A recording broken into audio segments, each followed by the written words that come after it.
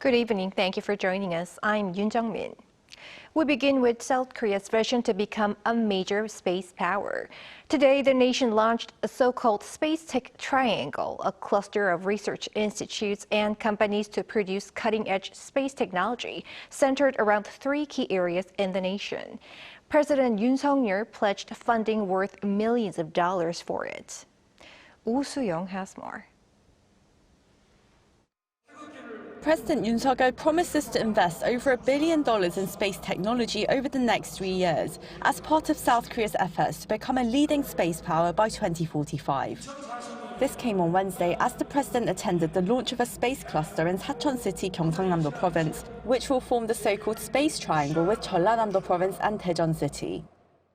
2032년 우리 탐사선을 달에 착륙시키고 2045년 화성에 태극기를 꽂는 미래로의 큰 걸음을 내딛게 됩니다.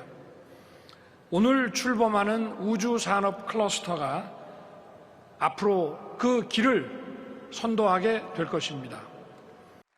According to Korea Aerospace Research Institute, the cluster will connect research centers, firms, and educational institutions to achieve cutting-edge innovations.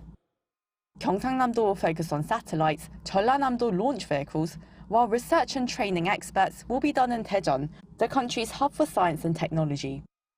Laying out the vision of turning South Korea into one of the world's top 5 space powers and creating a vibrant space industry, Yoon said he would expand the budget for space development to $1.1 billion by 2027, double the amount of private funding, and create over 250,000 quality jobs.